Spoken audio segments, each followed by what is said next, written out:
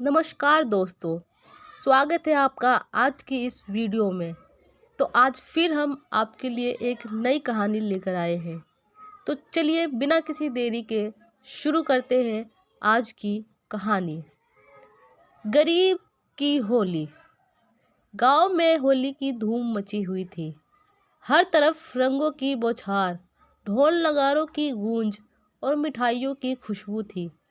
लेकिन इन्हीं रंगों के बीच एक घर ऐसा भी था जहां त्योहार फीका था।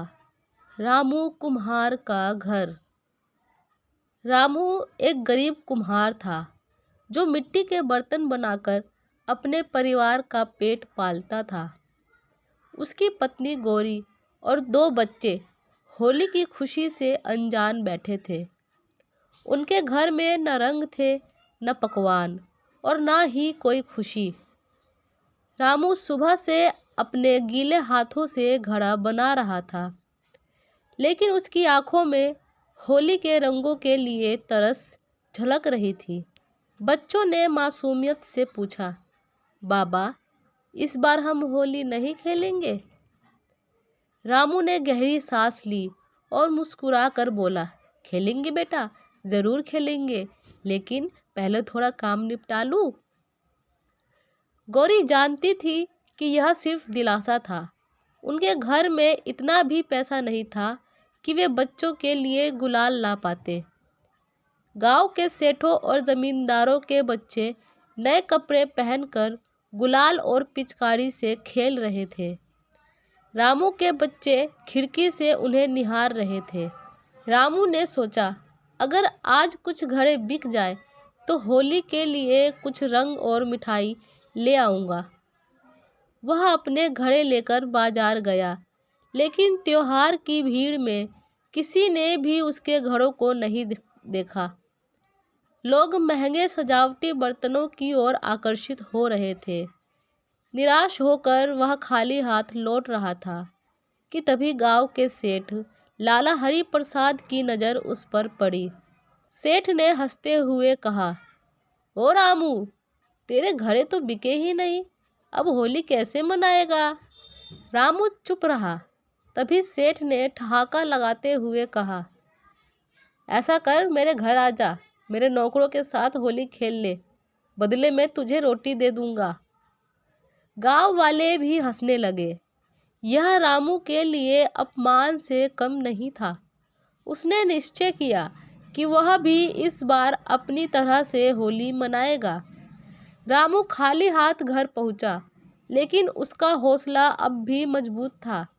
उसने गौरी से कहा, आज हम अपनी होली अलग तरीके से मनाएंगे। रामू ने अपने घर के पीछे पड़ी पुरानी मिट्टी उठाई और बच्चों को अपने पास बुलाया। उसने मिट्टी से हल्का सा गुलाल मिलाया और बोला, बेटा, ये हमारे अपने रंग हैं। बच्चे खुशी से उछल पड़े। उन्होंने अपने छोटे छोटे हाथों से एक दूसरे को मिट्टी और गुलाल मिलाकर होली खेलनी शुरू कर दी। गौरी भी उनके साथ शामिल हो गई। पूरे घर में हंसी खुशी की आवाज़ें गूंजने लगी। इसी बीच गांव के कुछ लोग वहां से गुजरे और यह नज़ारा देखकर हैरान रह गए। गरीब रामू, जिसके पास पैसे नहीं थे, वह अपने परिवार के साथ इतनी खुशी से होली मना रहा था। धीरे धीरे गांव के कई बच्चे जो महंगे रंगों से खेलते खेलते ऊब चुके थे, रामू के बच्चों के साथ खेलने आ गए। मिट्टी से सने उनके चेहरे सच्ची खुशी से चमक रहे थे। गांव की कुछ महिलाएं भी आई और गौरी के साथ मिलकर ढोलक बजाने लगी। देखते ही देखते रामू का आंगन होली के रंगों से भर गया। शाम को जब सेठ हरि प्रसाद वहां पहुंचे तो यह दृश्य देखकर चकित रह गए। उन्होंने सोचा था कि रामू उदास होगा, लेकिन यहाँ तो खुशी का मेला लगा था। सेठ ने रामू से कहा, रामू, तू गरीब होकर भी इतनी शानदार होली मना रहा है। रामू मुस्कुरा कर बोला, सेठ जी, होली महंगे रंगों से नहीं, दिल से खेली जाती है। और सच्चे रंग तो हमारे मन में ही होते हैं। सेठ को पहली बार एहसास हुआ कि असली खुशी पैसों से नहीं बल्कि अपनों के साथ होती है। उसने रामू को पैसे दिए, लेकिन रामू ने सिर हिलाकर मना कर दिया।